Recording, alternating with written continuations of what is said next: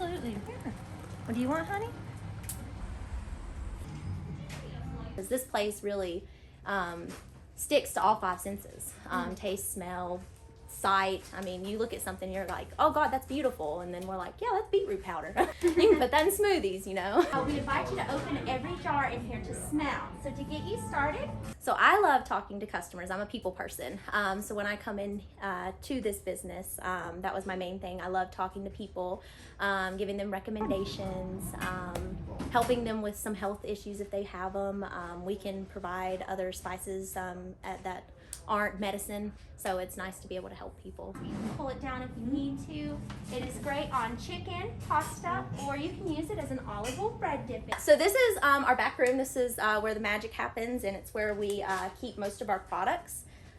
We have all of our blends that we make in jugs so that we can bag out of them, and we have all of our spices and herbs that we use, our salts and peppers. Anything for fish, chicken, steak, pasta.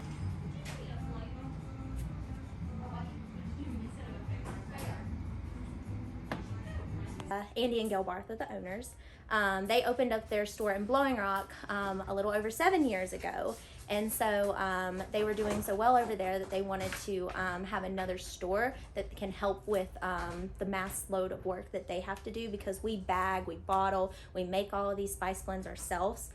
So we have to have a lot of hands. And in our Blowing Rock store, it has become more of us talking to people and selling with them and helping them find things. So he opened up this store mainly to get West Jefferson a nice different store that we needed.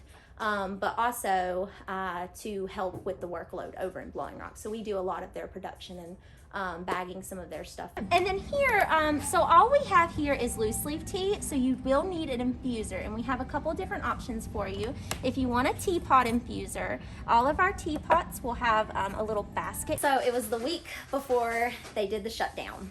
We opened March 17th. And then we shut down a week after that. So the first day when we opened, we were all maskless.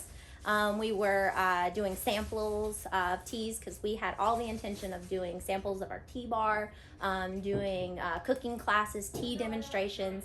And then the week went by, and then like the day, probably like a Monday, they called us and said that we have to be masked and do not open our jars and bag out of them. So all of our stuff had to stay shut on the wall, and we were having to just bag for people and tell them what it smelled like.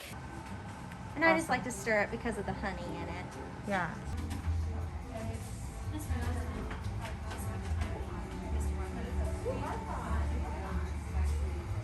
The people having to wear a mask, they are having a hard time with that, especially when we had to mandate it.